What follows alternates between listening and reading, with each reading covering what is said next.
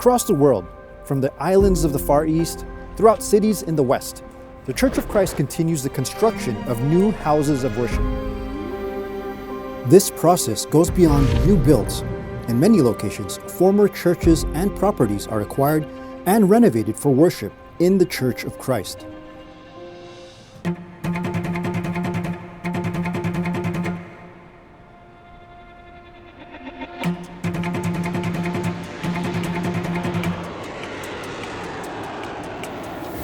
Through the guidance and leadership of Brother Eduardo V. Manalo, the Church of Christ continues to expand worldwide, including here in the United States, in places such as Shoreline, Washington State, purchased from the Northwest Church of Christ, and Bremerton, Washington State, purchased from the United Methodist Church,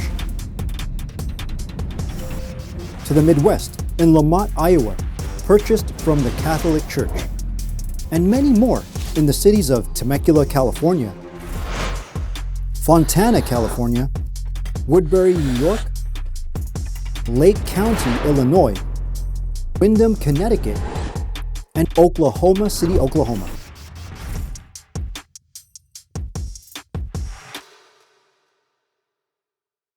Walking into this chapel today, you would never guess who used to worship here. Many, like this one here in Riverside, California, was previously owned by other religions. So what changed? Why is this happening? Over the past decade, across the U.S., churches have faced profound change. In a single year, congregations were closing at historic rates. Massive attendance drops led to unsustainable operations for thousands of church buildings and properties, leaving them empty, sold, or abandoned. A growing interest in real estate redevelopment programs for its architecture, and more so, its central locations. As communities grow and shift, the Church of Christ carefully evaluates the needs of its expanding membership, working to ensure houses of worship remain accessible and welcoming in every neighborhood. Among the acquisitions are major properties in places such as Washington, D.C., standing on the streets that lead directly to the White House.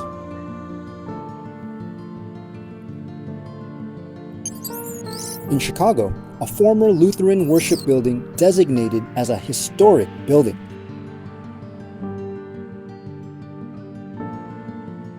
Once a Catholic parish, this house of worship was purchased and renovated in Philadelphia, also designated as historic by the city. I was really happy because since I grew up around here, it's better if we go into a neighborhood where there's a lot of people. Right. Then they see that you're trying to help the neighborhood. Yeah. People get excited about that. And we should be getting excited about it too because it's an opportunity. Building or renovating a house of worship involves more than vision alone. Rising land costs, complex zoning restrictions, and lengthy approval processes shape every step of the way. When you're renovating, you have to work with what's existing. There's always the challenge of trying to work with the existing structure, work with some of the existing design elements of the building, and then just trying to add on what we can, change whatever we can to make it look more contemporary, more suitable as a house of worship. Even existing chapels, some of them have very unorthodox kind of seating arrangements. And so we have to try to make it something that's more suitable for our type of worship service. We have to arrange the tribuna, arrange the congregation seating, and arrange the choir loft, and make sure that's done in an orderly way. Over the years, dozens of properties across the United States were acquired, renovated, and maintained, from structural updates to modernized facilities, to better serve growing congregations, including the House of Worship in Riverside. Situated in a historical district and originally built in 1928, the structure standing at the corner of Locust and 3rd is designated as a historic resource for the city of Riverside. This meant preserving the unique Lombard Romanesque features of the building's exterior, requiring any major changes to only affect the inside. It feels more open. It's more, a lot more light in here. It feels like it's more opened up. Joshua, a resident and construction worker by trade, was one of many volunteers who stepped in to help with the renovation. I was in here on the lift, taking down a lot of rafters, getting everything out of here and all that kind of stuff, and hauling it out to the dumpsters with the rest of the brethren. I get to travel around for work and get to see a lot of places to worship and everything, but this is the home where I've always been, and this is our place of worship. Outside of the Philippines, it's not often that we see another INC house of worship located in the same city as another. But just a short drive away, the Church of Christ acquired another house of worship property, adding to the footprint of houses of worship here in the city of Riverside.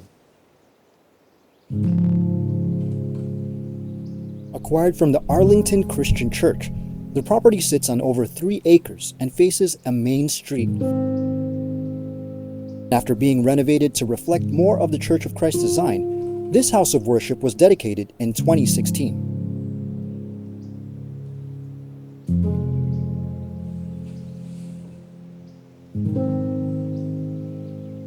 My favorite part of this house of worship is the ceiling. This is quite different from other that we renovated, They maintain the original design, the wood. Today, the Church of Christ maintains active houses of worship in more than 70 countries, extending its presence far beyond the United States to serve members and communities worldwide. Most of other churches are selling their buildings, but for us, the Church of Christ is buying those places, And it shows the word that our church is progressing, global church. Not only Filipinos who are members back in the Philippines who happen to migrate to this country, but also in the immediate community, When I hear that church is purchasing properties around the world, more and more properties, I feel very proud because we are getting the word out to more people in this world. The house of worship is important to me and to my faith because God is there waiting for you. These houses of worship aren't just about how they're built. They open their doors to something lasting, the faith of Church of Christ members, passed from one generation to the next. I was an organist in Riverside, and I'm still an organist now. That's why I want to share with other kids in the church is that all of this benefits you. I can think back and it seems like a blink, and then suddenly, here we are, with grayer hair, older.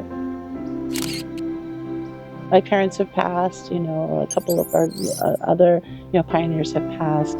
But it's not about those people. And remember the sacrifice that God helped them to make and continue that work, to have that same conviction, that same resilience, to be one with administration.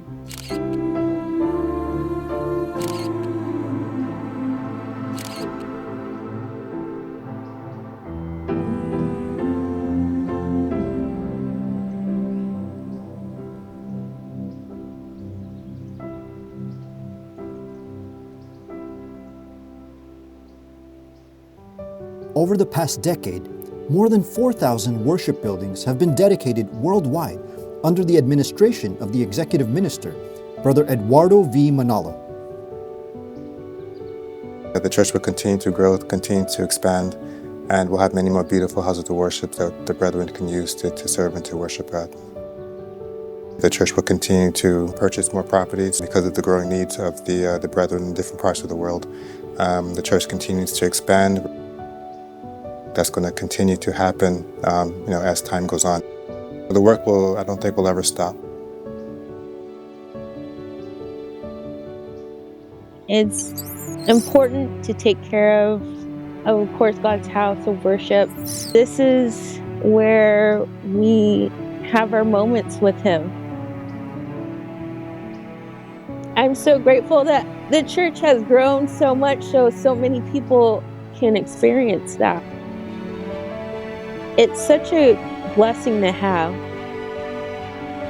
Also, worship is a focal point of every one of us. It defines our identity, our faith. It met all our needs and our future needs, the needs of our children, the next generation, and hopefully for many, many, many generations to come.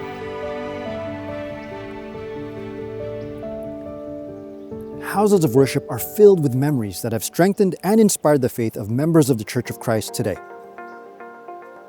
The future of the Church of Christ is bright, with ongoing construction, renovations, and new property acquisitions laying the groundwork to establish deep roots in communities, demonstrating its expanding presence and lasting impact around the world. Thanks for joining us on this episode of Blueprint, where in the end, everything is part of God's plan.